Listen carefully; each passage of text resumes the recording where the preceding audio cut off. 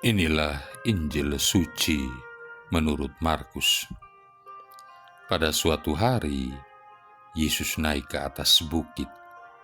Ia memanggil orang-orang yang dikehendakinya, dan mereka pun datang kepadanya. Ia menetapkan 12 orang untuk menyertai dia, untuk diutusnya memberitakan Injil, dan untuk menerima dari dia kuasa mengusir setan. Ke-12 orang yang ditetapkannya itu ialah Simon, yang diberinya nama Petrus, Yakobus anak Zebedeus dan Yohanes saudaranya, yang keduanya ia beri nama Boanerges, yang berarti anak-anak guru. Selanjutnya Andreas, Filipus, Bartolomeus, Matius, Thomas, Yakobus anak Alfeus, Tadeus, Simon orang Selot, dan Yudas Iskariot yang mengkhianati dia. Demikianlah sabda Tuhan. Saudara-saudari yang terkasih, model pemasaran MLM, multi-level marketing, merupakan model yang berkembang pesat di abad terakhir ini. MLM memotong jalur distribusi, bahkan memangkas anggaran promosi yang umumnya mengambil porsi yang sangat besar dalam COGS, Cost of Goods Sold. Pembeli membayar lebih mahal karena biaya promosi yang jor-joran. Makin mahal barang, makin mahal pula biaya promosinya. Lihat saja cara pemasaran launching apartemen dan barang mewah. Walhasil, semua itu dibayar konsumen, kan? Dengan berkembangnya teknologi informasi, maka model MLM yang ditawarkan secara person to person, dari orang ke orang, yang mulai dari kerabat ke kerabat lain, lalu ke teman dan relasi, menjadi semakin cepat menjamur, melintasi batas negara, dan bahkan menggurita di mana-mana. Maka begitu jaringan MLM sudah terbangun, lalu lintas barang dan jasa dengan mudah berjalan di atasnya. Apa saja bisa ditawarkan di sana, mulai dari barang-barang sehari-hari sampai asuransi, bahkan pulsa dan jasa.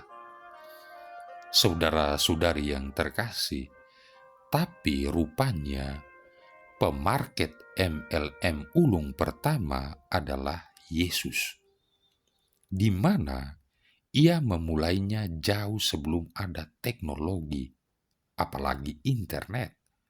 Prinsip MLM sudah ia terapkan dengan konsisten. Ia memanggil dan memilih murid-muridnya secara bertahap. Dimulai dari 2-3 orang murid, lalu menjadi 12 orang. Setelah itu naik menjadi 70 orang di ring 2-nya, dan akhirnya menjadi 120 orang yang berkumpul di upper room saat pencurahan Roh Kudus terjadi dalam kurun waktu 3,5 tahun. Itu pun tidak berhenti di sana, terus berkembang sampai ratusan, ribuan, dan sekarang menjadi miliaran. Dimulai dari Yerusalem, Yudea, Samaria, bahkan sampai ke ujung-ujung bumi sampai sekarang. Sistem MLM yang diajarkan Yesus kurang lebih serupa dengan MLM yang ada di sekitar kita. Rasakan dulu, alami, dan akhirnya ceritakan ke orang lain. Tidaklah mudah menceritakan sesuatu yang tidak kita alami. Bagaimana caranya coba mengisahkan susahnya belajar naik sepeda kalau kita tidak jatuh bangun, tapi tetap terus dicoba kan? Lalu, bagaimana menceritakan nikmatnya bisa berenang tanpa melalui proses hampir tenggelam dan keselak air yang masuk ke hidung? Tidak enak memang, tapi harus diteruskan biar bisa lancar bersepeda dan berenang. Demikian juga kalau kita memiliki pengalaman iman, jatuh bangun tapi tetap bangkit dan berdiri teguh, berpegang pada Sang Sabda, maka dengan mudah kita bercerita seperti air mengalir begitu saja, tanpa peduli apakah kisah perjuangan iman kita itu menarik untuk orang lain atau tidak. Karena kita melakukannya dengan sukacita dan berharap orang lain ingin juga merasakannya. Yang penting kesaksian dan pengalaman imanku sudah didengar oleh 1-2 orang. Maka kalau semakin banyak orang sering mendengar pengalaman iman orang lain, manakala mereka mengalami kesulitan yang sama, siapa tahu mereka ingat kesaksian yang serupa dan ingin mengalami hal yang serupa. Dan siapa tahu mereka juga akan berbagi kisah iman dengan sesamanya. Siapa tahu? And it works for 1,000 years. Saudara-saudari yang terkasih, kita pernah mendengar atau membaca pengalaman iman orang lain dan berharap juga suatu saat kita bisa mengalami sukacita yang serupa.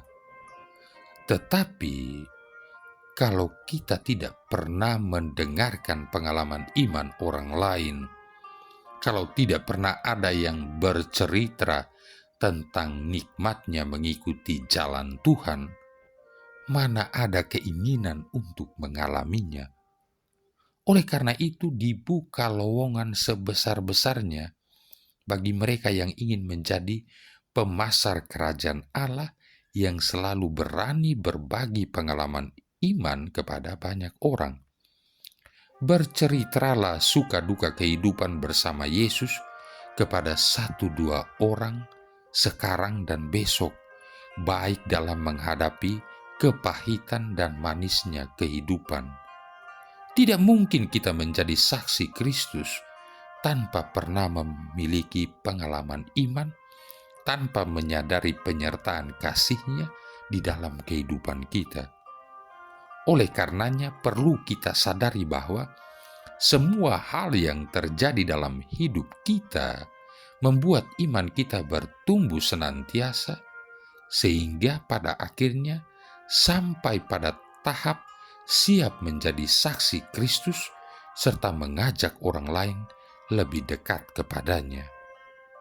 Mari kita akui bahwa kita pun mengenal Yesus sampai seperti sekarang ini karena ada orang-orang yang mengasihi kita, yang selalu bersemangat bercerita tentang pengalaman pribadinya dicintai Tuhan. Maka inilah saatnya juga kita mau dilatih menjadi selesnya kerajaan Allah. Maka benar sekali kata pepatah, tak kenal maka tak sayang. Mari belajar mengenal Dia sedalam-dalamnya dan sedekat-dekatnya dalam setiap saat kehidupan kita, dalam suka dan duka. Mari kita menjadi pemasar MLM yang bukan lagi multi-level marketing, tetapi menceritakan berbagai pengalaman kita dengan cara MLM, mulut lewat mulut. Marilah berdoa. Allah Bapa Maha Setia, melalui Yesus Putramu terkasih, Engkau mengikat perjanjian baru yang kekal dan tetap dengan kami. Kami mohon, semoga kami memahami Engkau dan selalu bersyukur memuji Engkau Allah dan Bapa kami, dengan pengantaran Yesus Kristus Putramu Tuhan kami, yang bersama dengan Dikau dan Roh Kudus hidup dan berkuasa, satu Allah sepanjang segala masa. Tuhan memberkati kita sekalian, Bapa, Putra, dan Roh Kudus.